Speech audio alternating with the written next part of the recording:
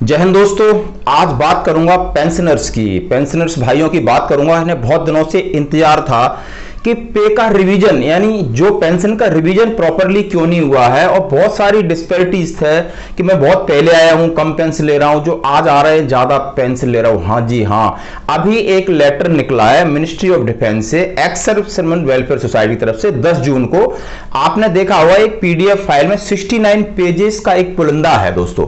इस पुलंदे में क्या छिपा है उसका कंक्लूजन मैं आपको बताने जा रहा हूं। इस वीडियो को अंत तक देखें, आपके लिए काफी बेनिफिशियरी होने वाला है और आप समझ सकते हैं इसमें क्या है। ये जो निकला ये पूरी डिफेंस के लिए निकला है, चाहे आर्मी है, एयरफोर्स है, नेवी, सभी के लिए है।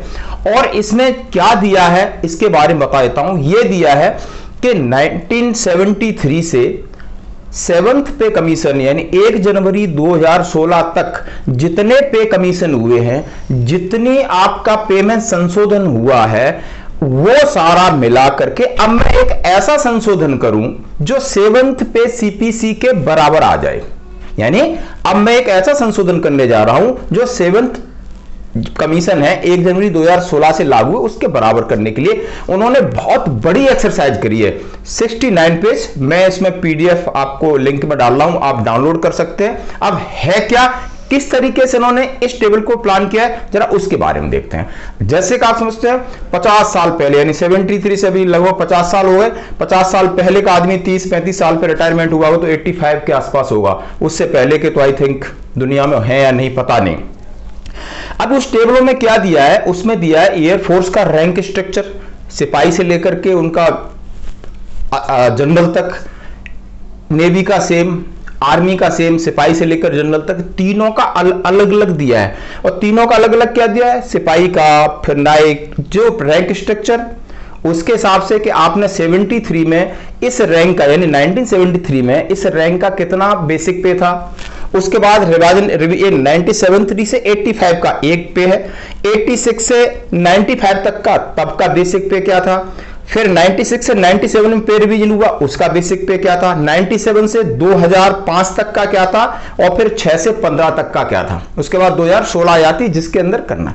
अब इन्होंने करना क्या है कि सभी सेनाओं के जो रैंक है, रैंक के हिसाब से उन्होंने ये पे इतनी पे, इसकी इतनी थी, इसकी इतनी थी, लास्ट में उन्होंने दिया क्या दिया, नोशनल पे फिक्सेशन। यानी 1 जनवरी 2016 में आपकी नोशनल का मतलब है संभावित इतनी होनी चाहिए थी। अब इतनी होनी चाहिए तो आप कितनी ले रहे हो आप अपना टैली कर सकते हो अपनी टेबल के अकॉर्डिंग जाकर के। आप सिपाही, एलएस, नायक, जेसीओ जो भी है जनरल तक सभी के लिए।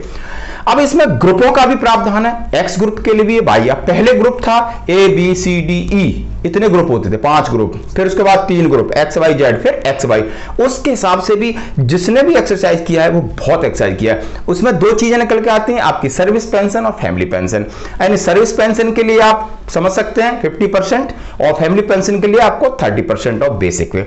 अभी जो आपका नोशनल है यानी 2016 में आपके टेबल के अगेंस्ट जो दिया है उसको आप देख सकते हो मेरी कितनी बन रही है, और उसके अंदर आपने एमएसपी भी जोड़ना है। अपनी एमएसपी जोड़ने के बाद आप अपनी पेंशन को वर्कआउट कर लिया और वर्तमान पे आप कितनी पेंशन ले रहे हो ये आप में कितना डिफरेंस है, यानी इसका एरियर भी मिलेगा।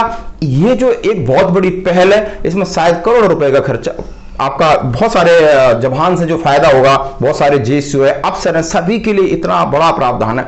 मेरे पास किसी ने भेजा कि साहब इसमें क्या है, तो मैंने जितना पढ़ा, जितना समझा उतना मैंने आपको बता दिया।